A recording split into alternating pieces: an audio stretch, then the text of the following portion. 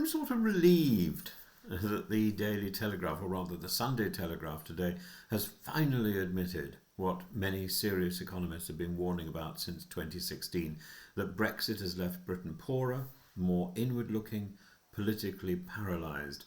The paper's own argument is damning. It highlights the OBR's bleak growth forecasts and calls Brexit the unspoken ghost haunting our economic future. It is quite right. Every credible model shows that Britain has slowed while our competitors have pushed ahead. The NBER study, which the Telegraph cites with astonishment, quantifies the pain. GDP down by up to 8%, investment down nearly a fifth, productivity likewise down, dragged down. These are not marginal shortcomings, they cut to the core of national prosperity. Worse still, the biggest damage lies not in tariffs or customs checks, but in wasted time, uncertainty, and the sheer exhaustion of an 8-year constitutional quarrel. The authors are correct about the cause. Britain's leaders spent the better part of a decade fighting the phantoms rather than reforming the real economy. Brexit's political coalition was always incoherent. Libertarians promised buccaneering free trade. Nationalists promised closed borders and protected jobs. Neither faction got what it wanted. Taxes and public spending are higher than ever. Immigration has reached levels Nigel Farage once described as catastrophic. Regulation has multiplied at great cost to business. Without any gain in competitiveness, trade deals signed with fanfare have delivered negligible economic benefit, exactly as the OBR warned. The most painful irony is cultural.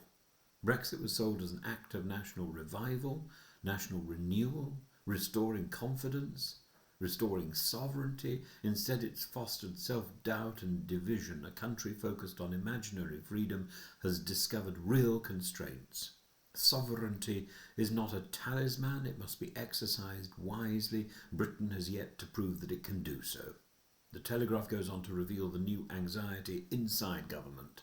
In Downing Street, two camps now wrestle for control. One wants to rebuild Britain's economic future through closer alignment with Europe and even a return to the customs union. The other fears the wrath of Leave voters still emotionally invested in 2016. The result is paralysis.